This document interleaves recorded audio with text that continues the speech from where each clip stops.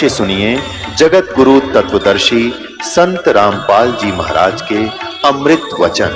फिर बताया है, एक सिद्धि सब सागर पीवे, एक सिद्धि जो बहुजुग जीवे। एक सिद्धि सब सागरों को पी लेती है। अब जैसे आपको बताया था, अगस्त ऋषि जी ने यही डले डोए थे, एक सिद्धि प्राप्त कर ली के सातों समुद्र पी लिए, फिर हो गया मुक्त। यानी मोक्ष मार्ग इससे हटकर है, जो अभी तक अपने हाथ लगा नहीं था, अब दया करी भगवान ने, वो मोक्ष मार्ग आपको प्राप्त हो रहा है। अब जैसे जो प्रसंग चला था कि आप कितने पुण्यकर्मी प्राणी हो, आपको सतगुरु मिल गए, वो संत मिल गए। जैसे गीता अध्याय नंबर 7 के श्लोक नंबर 18 के ऊपर वर्णन चल रहा है कि गीता ज्ञानदाता कहता है ये ज्ञानी आत्मा है तो उद्धार, क्योंकि इनका उद्देश्य ये था कि मनुष्य जीवन बार बार नहीं मिलता, और मनुष्य जीवन प्राप्त करके परमात्मा प्राप्ति नहीं हुई तो जन्म भी व्यर्थ है। उनको ये भी ज्ञान हो गया कि अन्य उपासना देवी देवताओं की पूजा नहीं करनी, इससे मोक्ष नहीं हो सकता। लेकिन वो मेरे वाली अनुत्तम साधना में, घटिया साधना में ही आश्रित रहे, मेरे वाली घटिया गति में आश्रित रहे। गति कौन सी? स्वर्ग ब्रह्मलोक से, ओम नाम से ब्रह्मलोक प्राप्त होगा, फिर जन्म मृत्यु ज्यों की त्यों। गीता अध्याय नंबर 7 के श्लोक नंबर 19 में स्पष्ट कर दिया गीता ज्ञानदाता ने कि बहुनाम जन्मानाम अन्ते ज्ञानवान माम प्रपत्ते वासुदेवम सर्वमिति सैमात्मा सुदुर्लभ है। क्या बताना चाहते हैं गीता ज्ञानदाता के बहुत बहुत जन्मों के अंत के जन्म में कोई ज्ञानी व्यक्ति, ज्ञानी आत्मा, बुद्धिमान व्यक्ति ब्रह्म तक की साधना करता है। नहीं तो इन नीचे की साधनाओं में ही कोई भूत प्रेतों की, पितरों की श्राद्धों में उलझ पुलझ, या श्री विष्णु, श्री शिव जी, ब्रह्मा जी, देवी देवताओं की पूजा करता है। बहुनाम जन्मानाम अन्ते ज्ञानवान माम प्रपद्यते। बहुत बहुत जन्मों के अंत के किसी जन्म में ज्ञानी आत्मा मेरी भक्ति करता है। और वासुदेव सर्वमिति सैमात्मा सुदुर्लभ है। ये बताने वाला कि वासुदेव ही सर्व सब कुछ है। सर्वम, सर्वम मीन के वही सर्व पाप नाशक है, वही सर्व सृष्टि रचनहार है, और वही सर्व कष्ट निवारक है, और वही सुखदाता है, वही पूर्ण मोक्ष दाता है। वो वासुदेव है। अब जैसे हम श्री कृष्ण जी को वासुदेव कहा करते, वासुदेव तो उसके पिता का नाम था, और वासुदेव नाम रखा था वेदों से, क्योंकि हमारे जो ब्राह्मण गुरुदेव थे, हमारे हिंदू धर्म के बच्चों का नाम वेदों से ही शुभ छांट कर रखा करते थे। तो वासुदेव उसका पिता था, श्री कृष्ण नहीं थे। वासुदेव का अर्थ होता है जिस परमात्मा की सब जगह उपस्थिति हो, सबके ऊपर जिसका कंट्रोल हो, जो सर्व व्यापक हो। व्यापक मीन जैसे भारत का प्रधानमंत्री जी, अपने हिंदुस्तान के सभी राज्यों पर भी उसकी सत्ता है, वो वासुदेव है भारत के अंदर।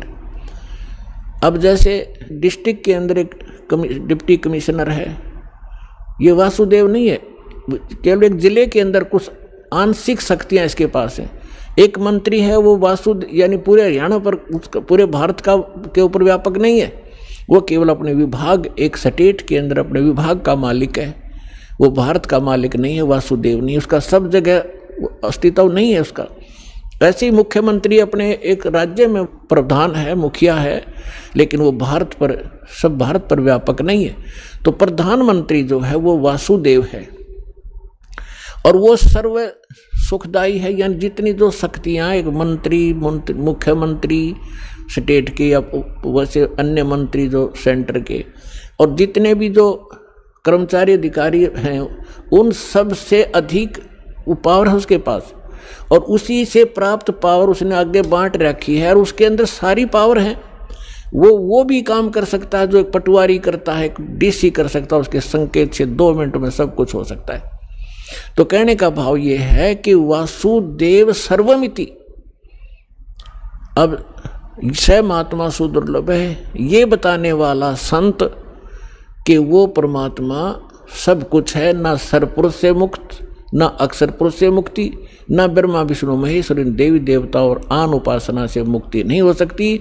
ये बताने वाला कि वासुदेव ही सर्वम, वो वासुदेव ही सब कुछ है। सर्वम माने पूर्ण मोक्षदायक है, सर्व कष्ट निवारक है, सबका पालक है, सबका जनक है, पूर्ण मोक्ष प्राप्त कराने वाला वही है। ये बताने वाला संत बड़ी मुश्किल तो मिलेगा, सो दुर्लभ है। अपने आत्माओं जैसे ब्रह्मा जी रजगुण, विष्णु जी सतगुण, शिव जी तमगुण है, और ये एक ब्रह्मांड में एक विभागीय मंत्री हैं और केवल 3 लोक पर अधिपत्य है इनका, एक विभाग का।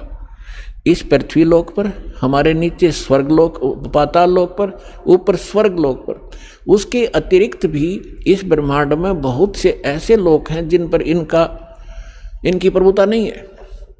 वहाँ उस ब्रह्म की अपना यानी केंद्र शासित समझ लो, वो उस काल की अपनी अलग से प्रभुता। तो इन ब्रह्मा विष्णु महेश ये वासुदेव नहीं है। एक ब्रह्मांड में केवल 3 लोकों के ऊपर ये एक विभागीय मंत्री है, और ब्रह्म केवल ये सरपुरुष 21 ब्रह्मांड का स्वामी है। ये असंख्य ब्रह्मांड पर व्यापक नहीं है, उसका मालिक नहीं है, वासुदेव नहीं है। और अक्षर पुरुष जो गीता अध्याय नंबर 15 के श्लोक नंबर 16-17 में 3 पुरुष बताए हैं, अक्षर सरपुरुष और अक्षर पुरुष। सरपुरुष ये 21 ब्रह्मांड का स्वामी, ये काल है, ये ब्रह्म है। अक्षर पुरुष ये 7 शंख ब्रह्मांड, नील शंख, नील पद्म शंख, जिनको गणित की रीति से समझ लेना, 7 शंख ब्रह्मांड का मालिक है। लेकिन असंख्य ब्रह्मांड का ओवरऑल कंट्रोलर वासुदेव नहीं है। ओवरऑल कंट्रोलर वासुदेव है, परम अक्षर ब्रह्म, उत्तम पुरुष तु अन्य परमात्मा इति उदाहरत है। यह लोक धर्म आविश्य विवर्ती अवैश्वर है। वो उत्तम पुरुष परम अक्षर ब्रह्म। गीता अध्याय नंबर 8 के श्लोक नंबर 1 में अर्जुन ने पूछा कि आपने जो 7वें अध्याय के 29वें श्लोक में कि तत्ब्रह्म की जानकारी दी है कि तत्ब्रह्म को जो व्यक्ति जरा और मरण से छूटने का प्रयत्न कर रहे हैं, जरा माने वृद्धावस्था के दुख से, मरण माने मृत्यु, जरा और मरण से छूटने का जो प्रयत्न करते हैं, ते ब्रह्म तत्विदु, वो उस तत्व ब्रह्म को जानते हैं और सारे अध्यात्म से परिचित हैं और सभी कर्मों से परिचित प्राणी ही यहाँ की किसी वस्तु की डिमांड नहीं करता, केवल जरा यानी बुढ़ापे के दुख से कि फिर और मरण से छूटने का प्रयत्न करते हैं। 8वें अध्याय के प्रथम मंत्र में अर्जुन ने पूछा फिर किम तत्ब्रह्म, वो तत्ब्रह्म क्या है? 8वें अध्याय के 3रे श्लोक में गीता ज्ञानदाता ने कहा कि वो परम अक्षर ब्रह्म है, यानी गीता ज्ञानदाता से अन्य है। और गीता अध्याय नंबर 8 के श्लोक नंबर 5 और 7 में गीता ज्ञानदाता अपनी भक्ति करने को कहता है कि मेरी साधना कर। गीता अध्याय नंबर 8 के श्लोक नंबर 13 में वो अपनी भक्ति विधि बताता है। ओम इति एकाक्षरम ब्रह्म विहारण माम अनुस्मरण ये परियाति तजन देहम सयाति परमाम गतिम। मेरे सत्र की जो परम गति प्राप्त होगी वो मेरा एक ओम मंत्र है, नथिंग एल्स, मुझ ब्रह्म का। तो 8वें अध्याय के 5 और 7 में तो अपने विषय बताता है कि मेरी भक्ति कर मुझे प्राप्त होगा और युद्ध भी करना पड़ेगा, शांति नाम की चीज़ नहीं। 18वें अध्याय के 62वें श्लोक में कहा कि यदि तूने परम शांति चाहिए और वो सनातन परम धाम चाहिए। 15वें अध्याय के 4 श्लोक में कहा है कि तत्वदर्शी संत की प्राप्ति के उपरांत परमेश्वर के उस परम पद की खोज करनी चाहिए, जहाँ जाने के बाद साधक फिर लौटकर कभी संसार में नहीं आते। और जिस परमात्मा ने सब ब्रह्मांडों की रचना की है और उसी की भक्ति करो, अन्य की नहीं। उसकी प्राप्ति करनी है तो उस परमेश्वर की शरण में जाओ। गीता अध्याय नंबर 8 के श्लोक नंबर 7 में स्पष्ट कर दिया उसने कि मेरी भक्ति कर, मुझे प्राप्त होगा, लेकिन युद्ध करना पड़ेगा। युद्ध भी कर और मेरा सिमरण भी कर। तो युद्ध जहाँ है वहाँ शांति खाक है। वो युद्ध से तो कांप कर अर्जुन मना करे था कि मैं नहीं लड़ना चाहता, भीख मांग के खा लूँगा, हम राज भी त्याग देंगे, भिखारी बन जाएंगे, पर ये नाश नहीं करूँगा। इस काल ने जबरदस्ती डरा धमका के उल्टी सुल्टी बकवास गढ़ के और युद्ध करवा के छोड़ा। अब 8वें अध्याय के 8, 9, 10वां गीता ज्ञानदाता कहता है यदि तूने उस परम शांति की प्राप्त करनी है, उस परमात्मा के पास जाना है, तो उसकी 17वें अध्याय के 23वें श्लोक में बताया, उसकी प्राप्ति का ओम तत्सत इति निर्देश ब्रह्मण त्रिविद समर्थ है। उसके विषय में उसने स्वयं बता दिया कि मैं नहीं जानता, किसी तत्वदर्शी संत से पूछो। तो उसकी साधना करनी है तो वो मंत्र है। 8वें अध्याय के 8, 9, 10 में तीनों मंत्रों में उस परम अक्षर ब्रह्म के लिए बताया कि उसकी भक्ति करेगा तो उस परम अक्षर ब्रह्म को प्राप्त होगा, उस पूर्ण परमात्मा को प्राप्त होगा, जहां जाने के बाद साधक फिर लौटकर कभी संसार में नहीं आते। तो यहां गीता अध्याय नंबर 7 के श्लोक नंबर 19 में यह स्पष्ट कर रहा है कि बहुनाम जन्मानाम अंते ज्ञानवान माम प्रवर्ते। 7वें अध्याय के 12 से 15 तक तो स्पष्ट कर ही दिया। तीनों गुणों रजगुण ब्रह्मा सतगुण विष्णु तमगुण शिव जी की साधना करने वाले राक्षस स्वभाव को धारण किए मनुष्यों में नीच दूषित कर्म करने वाले मूर्ख हैं। फिर अपने विषय में कहता है मेरे 4 प्रकार की साधक मेरी साधना करते हैं, अर्थार्थी, आर्त, जिज्ञासु और ज्ञानी। अर्थार्थी, आर्त और जिज्ञासु को रिजेक्ट करता है कि भक्त नहीं है। ज्ञानी मेरी आत्मा है, ज्ञानी मुझे अच्छे लगते हैं और उनको मैं अच्छा लगता हूं क्योंकि वो मेरे लिए ही तड़फ रहे हैं। लेकिन उनको तत्वदर्शी संत ना मिलने से वो मेरे वाली अनुत्तम घटिया अश्रेष्ठ गति में श्रेष्ठ आश्रित रहे। तो पुण्यात्मा दास आपको ये बताना चाहता था कि आप कितने पुण्यकर्मी प्राणी हो कि आपको वो संत मिल गया जो वासुदेव का ज्ञान रखता है।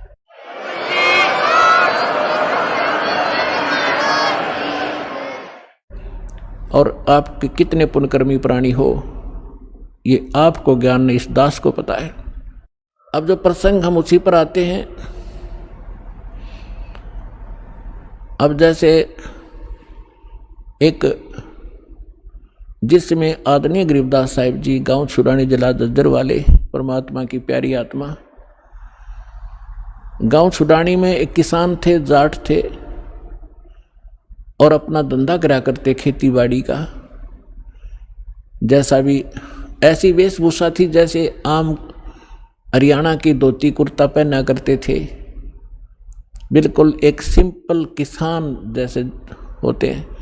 और हमने संत की परिभाषा मान रखी है, दाढ़ी बढ़ा रखी हो, सिर पर बड़ी बड़ी जटा हो, शरीर पर तन पर राख रमा रखी हो कि तो धूणे ला कर बैठा हो, या लाल पीले कपड़े कर रखे हो, या कति मुंड मुंडवा रखा हो, 2-4 तिलक ला रखे हो, गले में 5-7 माला पैर रखी हो। तो हमने संत की वेशभूषा ऐसी मान रखी थी। और गरीबदास साहिब जी को परमात्मा मिले, सतलोक दिखाया, वो मूल मंत्र दे दिए सारे, वो भक्ति करा करते थे। और परमात्मा ने कहा था कि जो 12वां पंथ गरीबदास का आवेगा उसमें मेरी महिमा की वाणी पुनः प्रकट होंगी।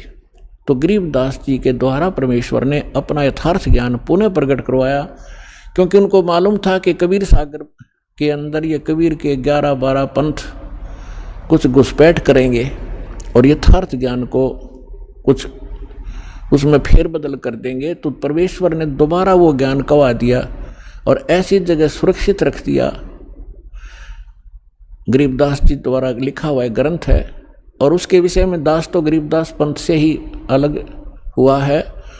खूब जानकारी थी कि किस सब ने ये बता रखा था कि गरीबदास जी ने जो वाणी लिख रखी है, किसी ने मात्रा भी गलत लिख दी और कोई फेरबदल कर दिया वाणी में तो उसका बहुत बुरा हाल होगा। एक संत ने लालदास नाम का एक संत, दालदास नाम का एक संत था, उसने गरीबदास जी की वाणी में एक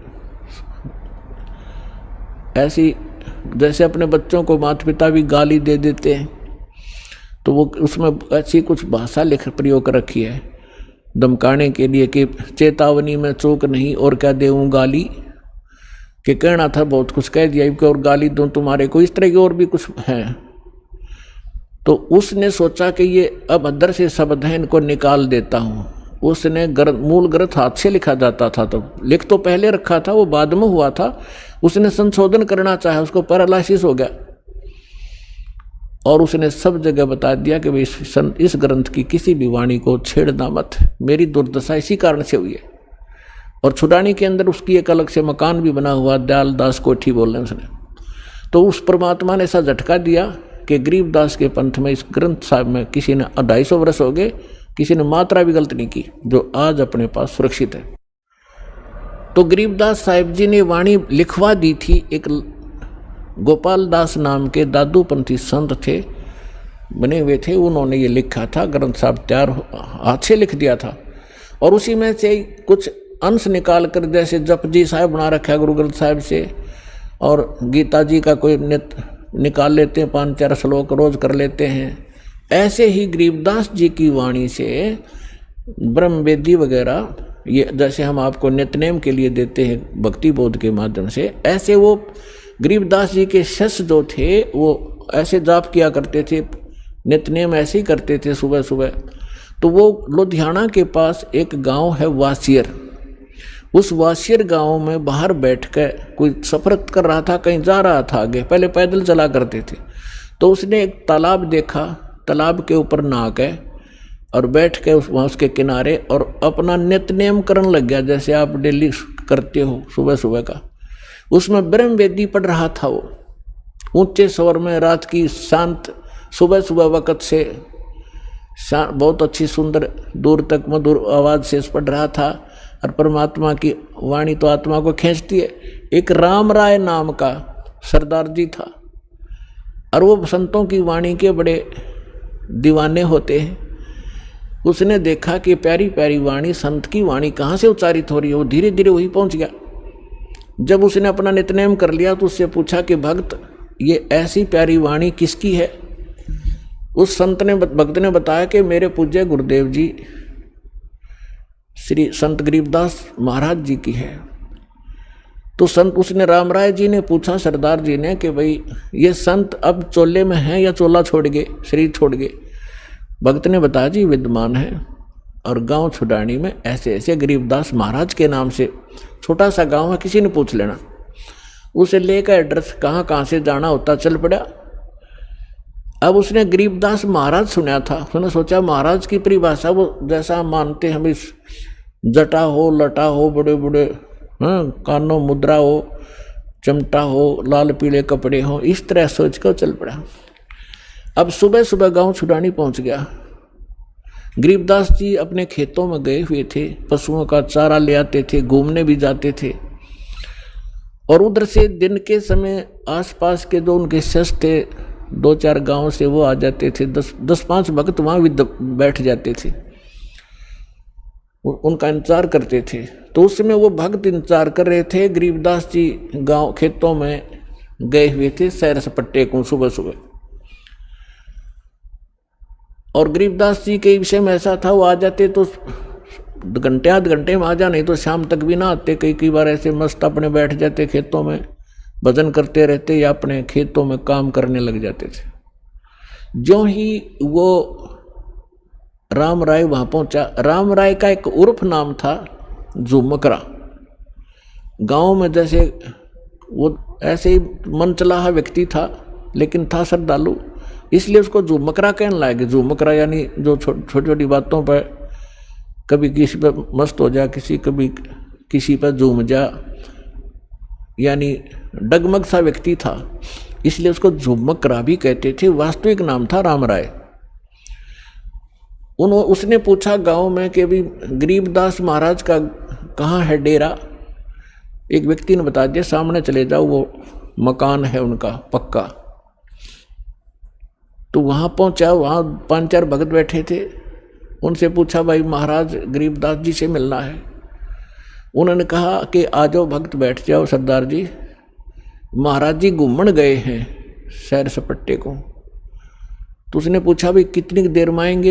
ये तो कह नहीं सकते, उनकी मर्जी है, आओ तभी आ जाना, तो दोपहर और देर भी कर सकते हैं। उसने सोचा मैं 250, 300, 400 किलोमीटर आ गया हूँ और संत के दर्शन करके भोजन पाऊंगा। उसने पूछा कि महाराज जी किधर गए, मैं वहीं दर्शन करूंगा, पीछे मैं बात करूंगा। उन्होंने बता दिया, सीधे चले जाओ, रास्ता है, आगे एक नहर पाओगी, आगे एक सीधा रास्ता जाएगा और आगे एक झोपड़ी है रास्ते के ऊपर ही, वहाँ उनका अरहट है अपना खेतों में पानी चलाने का, और वहाँ मिल सकते हैं। वो चल पड़ा उसी रास्ते। आगे से गरीबदास जी पशुओं का चारा सिर पर रख कर, किसान थे वो, तो धोती कुर्ता जैसा पहनावा यहाँ का था, आ रही थी। तो उसी ने पूछा रामदास जी को किसान समझ के कि एक किसान, मैंने गरीबदास महाराज जी से मिलना है, उनके खेत कहाँ हैं। अब वो तो गरीबदास जी तो अंतर्यामी थे, जान गए कि भगत के मन में साधु संत महाराज की कैसी आइडेंटिटी बना रहा है ये। और यदि मैं अब न्यू कह दूंगा कि मैं हूं वो गरीबदास, तो ये यहीं से वापस हो लेगा, ये घर भी नहीं चलेगा। इसलिए गरीबदास जी ने कहा कि आ जाओ भक्त, मेरे साथ आ जाओ, मैं आपको गरीबदास से मिलाऊंगा। तो उसने कहा जी वो इधर खेतों में गए, बताओ। हक नहीं, आ जा मेरे साथ। तो वो आ गया वापस। जो ही गरीबदास जी सिर पे चारा लिए हुए थे, पशुओं का जवार का पूरा बरोटा बंडल, तो वहाँ बैठे भगत पहले दंडोत प्रणाम किया गरीबदास जी को, जो उनके शिष्य बाहर के गांव से आए थे। गांव वाले नहीं थे उनमें उनके इतने, ये कुदरती हुआ कर दीवे तला अंधेरा होता ही है, दीवे के नीचे अंधेरा ही रहा करता था। तो राम राय ने सोचा भी ये कोई चौधरी साहब होगा और ये इसके नौकर नाकर हैं। उसने पूछा जो भक्तों से राम राय ने, कौन है ये? तो वो कहने लगे यही तो है गरीबदास जी महाराज। अब उस राम राय ने सोचा भाई देख 300 250 400 किलोमीटर आया, हरियू महाराज जी पाया, खुदा पाड़ निकली चुया, यानी ना इसका को माला पैर रखी, ना इसने सिर पर जटा रख रखी, ना यू कोई और एक भी लक्षण को नहीं साधु वाला था। लेकिन वो पहुंच गया था ठिकाने। गरीबदास जी ने वो सभी भक्तों को इधर उधर भेज दिया, किसी को बैलों को पानी पिलाने के लिए, किसी को चारा डालने के लिए, किसी को भाई एक बाल्टी पानी भर जाओ मेरे लिए, मैं नहाऊंगा। और उसको कहा बैठ जा भाई राम राय, नाम भी नहीं पूछा था, परमात्मा ने कहा बैठ जा जो मकरा, 2 मिनट बात करूंगा तेरे तो पाछे में।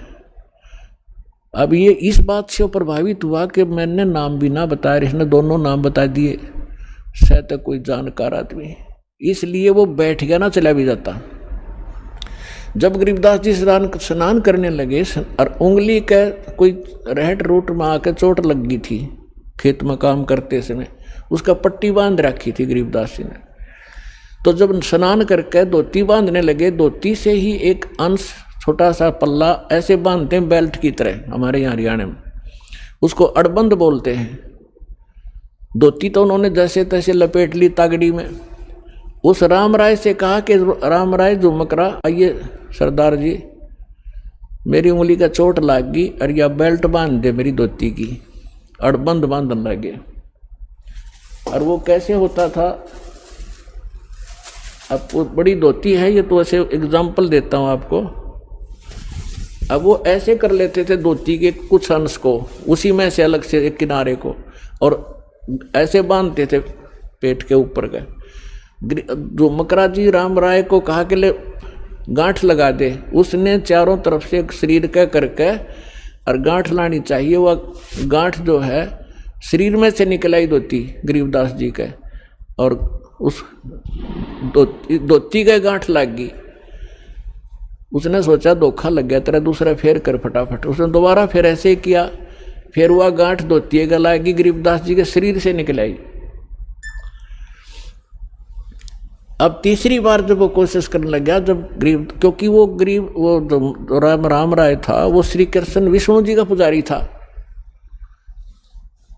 अब उसने गरीबदास जी ने कहा रे राम राय यानी जो मकरा, मैं तो तेरे जैसा ही किसान हूं। क्योंकि राम राय जो था वो भी 900 बीघे का मालिक था, किसान था। 900 बीघा, पहले बीघा बहुत बड़ा होता था, यानी आज तो 5 बीघे का 1 एकड़ बनता है, और उस समय 4 बीघे का ही 1 एकड़ होता था ना। 2.5 बीघे से 3.25 बीघे का 1 बीघ, आज के 3.25 बीघा और उस समय का 1 बीघा, यानी 1.5 बीघा का किला बन जाता, ये समझ लो।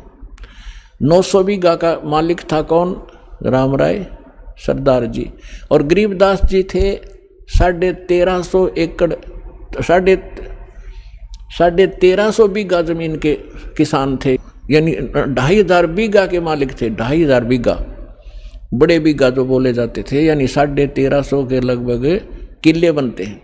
इतने बड़े किसान थे गरीबदास जी, और वो 900 बीघा का जमींदार था। तो उसने ये आइडिया लगा रखा था, ये सुना हुआ भक्तों से 2-4 मिनट बात हुई जब गरीबदास जी नहा रहे थे, और फिर वो चले गए। गरीबदास जी ने भेज दिया, जाओ तुम फलाना काम कर लो, कि ये बहुत बड़े किसान हैं, 2500 बीघा जमीन है इनका, और बड़े पहुंचे हुए महात्मा भी हैं। तो राम राय ये सोच रहा था कि वो मेरा कैसा किसान है, ये इसके नौकर नाकर होंगे और यहाँ पर, और ये इसके गुण गा रहे हैं। तो उसने जब गरीबदास जी ने कहा कि राम राय मैं तेरे जैसा ही व्यक्ति हूँ, किसान हूँ, पर धोती का गांठ क्यों ना लगती तेरे थे।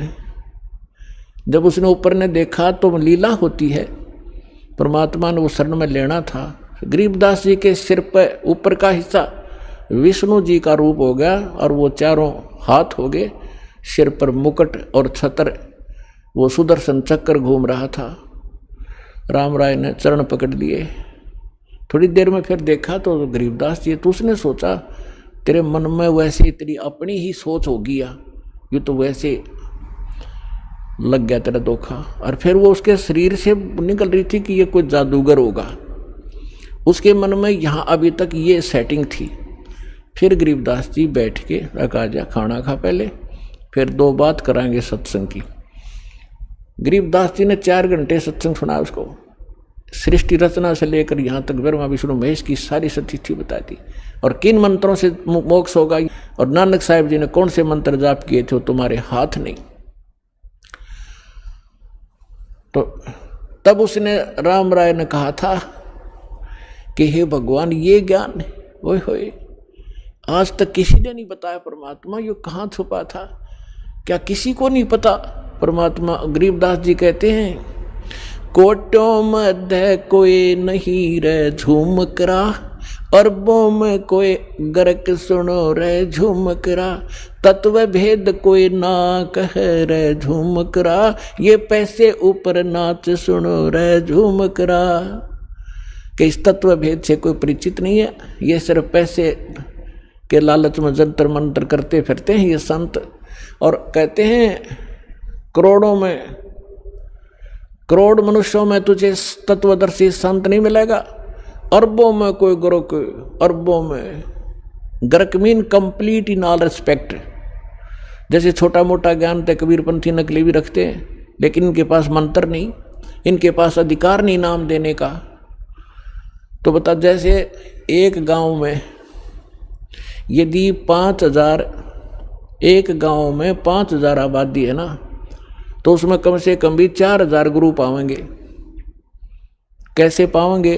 जैसे किसी बहन के बालक का दिक्कत हो रही है, एक बुढ़िया आवेगी पड़ोसन, ए बेटी इसका 12 लिखा हो गया, इसके ऐसे 100 रुपया रख दे बोल गए। दूसरी आओगी 72 लिखा बतावेगी, चौथी बतावेगी वही कमोई का बता देगी, इसका फलानी कर दे, कोई कहेगी चौराहे की माटी ला के इसके ऊपर गए फेंक दे। यानी ये सारे गुरु जैसे कर्म करते हैं, लेकिन कख नहीं पता। कोई रामकृष्ण की साधना बताता है, कोई किसी की बताता है। तो इस प्रकार के कहते हैं अरबों करोड़ मार्गदर्शकों में भी तुझे कोई संत नहीं मिलेगा, अरबों में कोई गुरख सुनो रहे जो मकरा। तो इसी प्रकार गीता अध्याय नंबर 7 के श्लोक नंबर 19 में कहा है कि बहु नाम जन्मानाम अंते ज्ञानवान माम प्रबद्धते, और वासुदेव सर्वमिति स महात्मा सुदुर्लभ है। तो पुणात्माओं ये दास है वो महात्मा, और वो अरबों में एक ये दास है।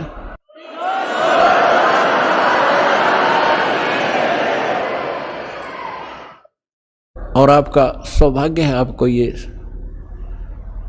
आज दास आपको ये बताना चाह रहा था कि आप आम आत्मा नहीं हो, आप परमात्मा की विशेष प्रिय आत्मा हो, क्योंकि अभी तक आपने ज्ञान का पता नहीं, अभी तक ये सूर्य उदय हुआ ही नहीं था सच्चे ज्ञान का।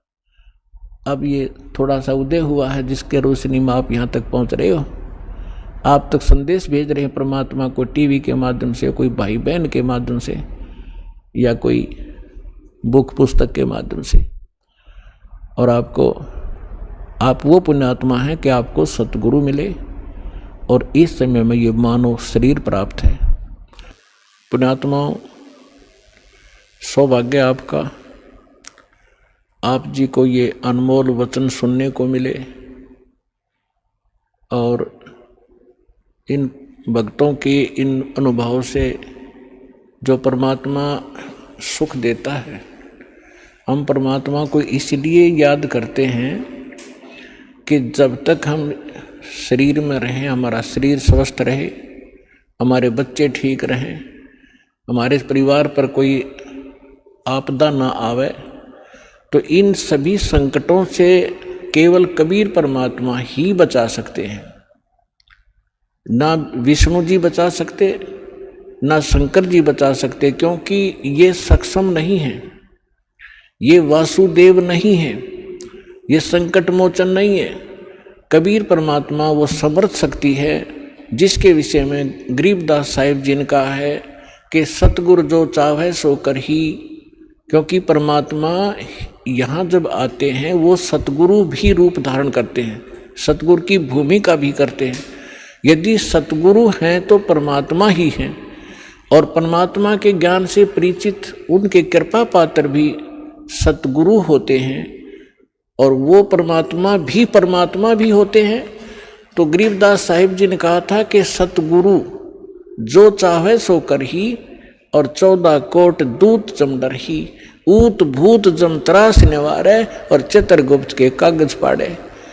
अभी आपने इन भक्तों से सुना, और इस बहन ने बताया कि मेरी आयु भी 27 साल से आगे नहीं बता रखी थी, हमारी जन्म कुंडली थी, और आज ये 33 वर्ष की होगी। तो परमात्मा अपने भक्त की आयु भी बढ़ा देता है, लेकिन सच्ची लगन हो, नियमित रहे। कबीर साहब कहते हैं, जब तक हंसा हमरी आना, काल लगे ना तेरा बाना।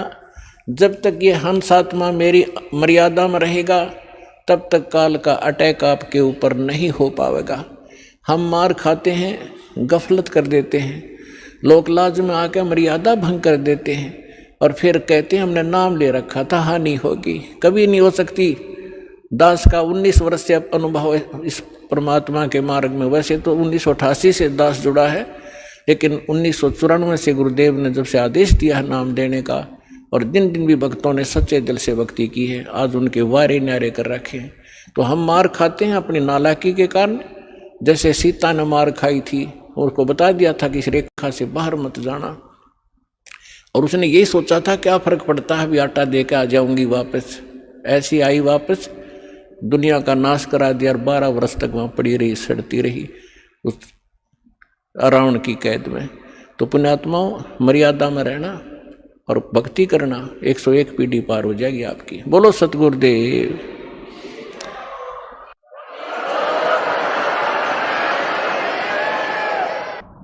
परम पिता परमात्मा पूर्ण ब्रह्म, सारी सृष्टि के रचनहार कबीर परमेश्वर जी की असीम कृपा से आप सभी पुण्यात्माएं सत्संग सुनने के लिए उपस्थित हुए।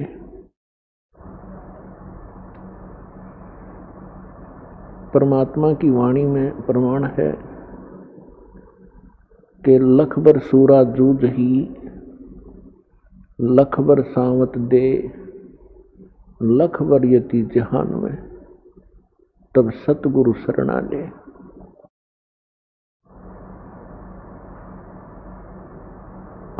आज आपको जो समय प्राप्त है, आज आपको जो भक्ति विधि प्राप्त है, चाहे वो किसी भी कारण से सतलोक आश्रम बरवाला जिला हिसार हरियाणा में पहुंचा है, चाहे किसी भाई बहन के कहने से या कोई किसी संकट से दुखी, या कोई ज्ञान से प्रेरित होकर यहाँ पहुंचे हैं, तो सभी पुण्य आत्माएं हैं। यहाँ आना आम आत्मा के बस की बात नहीं है। जब तक प्राणी के पूर्व जन्मों के शुभ संस्कार अत्यधिक नहीं होते तब तक वो सतगुरु प्राप्त नहीं कर सकता। और सतगुरु और परमात्मा में अंतर नहीं होता।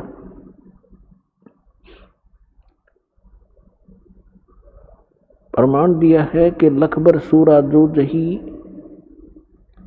लखबर सावत दे, लखबर यति जहान में, तब सतगुरु शरणाई। आप सभी पुण्यात्माएं युगों युगों से परमात्मा पाने का भरसक प्रयत्न कर रहे हैं। आपने बहुत साधनाएं की, कभी ना कभी आप परमेश्वर कबीर जी की शरण में भी अवश्य रहे हो, लेकिन हम परमात्मा को पहचान नहीं सके। परमात्मा की शरण में हम भक्ति युक्त तो हो गए, लेकिन सतलोक अपने निज स्थान नहीं पहुंच पाए, जिस कारण से वो पुण्यकर्मी प्राणी इस काल के लोक में बहुत से महत्वपूर्ण पदों को प्राप्त होता है और उसके पश्चात फिर से 84 लाख योनियों के चक्कर में पड़ जाता है। अब जैसे ये भक्ति काल चल रहा है, भक्ति युग है परमात्मा का निर्धारित किया हुआ, और इसमें अरबों खरबों की संख्या में मानव शरीरधारी प्राणी सतलोक जाएंगे।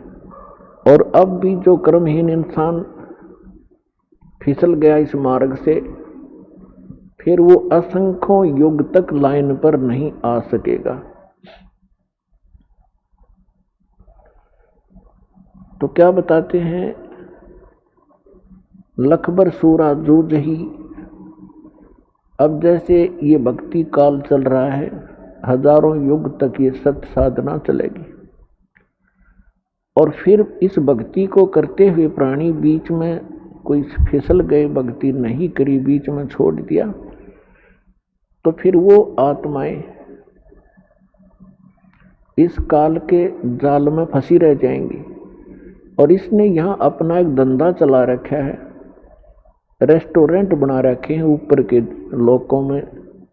विष्णु जी ने अपने लोक में, ब्रह्मा जी ने अपने लोक में, शिव जी ने अपने लोक में, गणेश और दुर्गा जी ने अपने लोकों में, और इस काल ने ब्रह्म लोक बना रखा है अपना रेस्टोरेंट। और ये भक्ति युक्त प्राणी वहां जाते हैं, अपनी ही पुण्य कमाई से वहां सर्व सुविधाएं प्राप्त करते हैं इस काल के लोग की। और जब इनके पुण्य समाप्त हो जाते हैं, ये पुण्य पटक दिए जाते हैं, कोई गधे की योनि में, कोई कुत्ते की योनि में। और उसके बाद फिर भी मनुष्य शरीर जब कभी प्राप्त होता है, तो उस पुण्यात्मा के अंदर फिर से तड़प भगवान की बनी ही रहती है। वो फिर से शुरू करता है। परमात्मा दयालु है, फिर उनका नियम है, विधान है, प्रत्येक युग में आते हैं, उनको नए सिरे से फिर चार्ज करते हैं। तो परमात्मा की शरण में आप जी ने बहुत अच्छी अच्छी साधनाएं की हैं। और जैसे लखबर सूरा जोज ही एक सूरवीर होते हैं, सूरमा जिसे कहते हैं, ये बहुत बड़ी पुण्यकर्मी प्राणी होते हैं।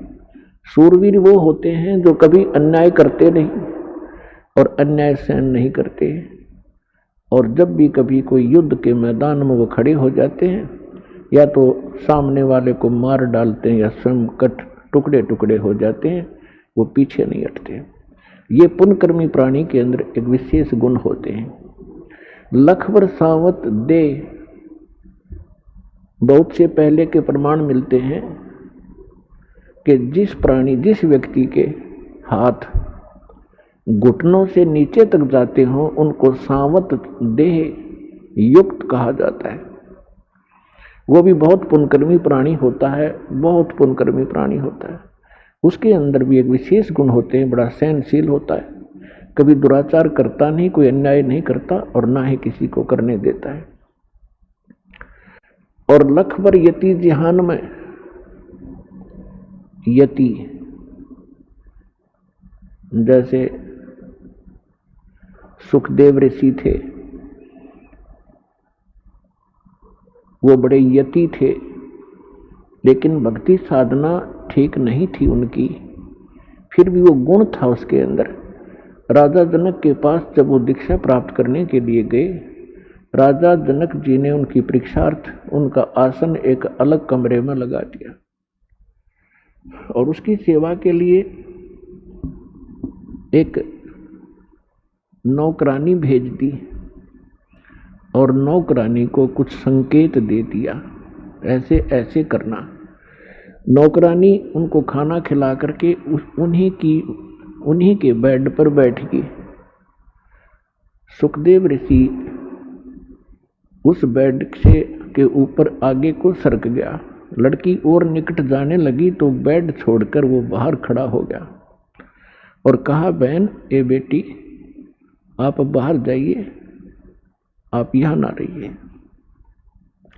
जब उस लड़की ने जाके राजा जनक से बताया कि ये ऐसे ऐसे किया और ये महापुरुष बहुत ही सूचे हैं, तो वो यति कहलाता है। तो यहां परमात्मा कहते हैं, लखबर सूरा जो जही, लखबर सावत दे और लखबर यति जहान में, तब सतगुरु शरणा ले।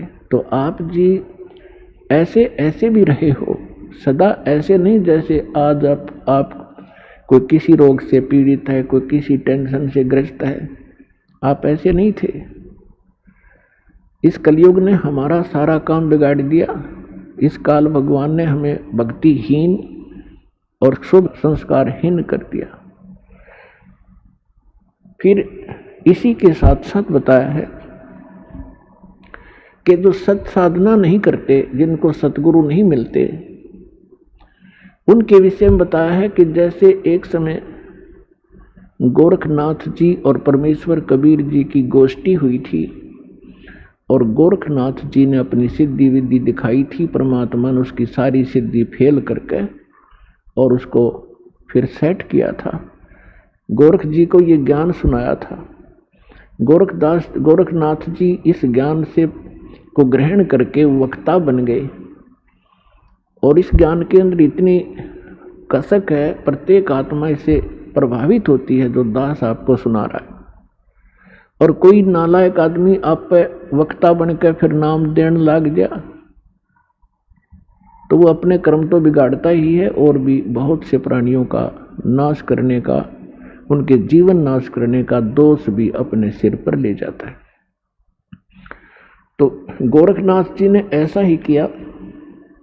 इस ज्ञान के आधार से लाखों लोगों को अपने पीछे लगाया, जिसमें बहुत से राजा लोग भी प्रभावित हुए, पर उसके पास ज्ञान नहीं था। ज्ञान मीन वो मंत्र नहीं था जिसका मोक्ष हो। ज्ञान अलग चीज है, समाधान मूल वस्तु है। तो यहां सूक्ष्म वेद में गरीबदास साहिब जी ने कहा है, परमात्मा से प्राप्त इस ज्ञान के आधार से कि गोरख से ज्ञानी गणे और सुखदेव जति जिहान और सीता सी बहु भारिया पर संत दूर स्थान। क्या बताते हैं कि गोरख जैसे ज्ञानी परमात्मा के इस ज्ञान में सुनकर बहुत से मिल जाएंगे और सुखदेव जैसे यति भी बहुत मिल जाएंगे जो अपनी नेक नीति से रहने वाले, और सीता जैसी सती बहन बहुत मिल जाएंगी।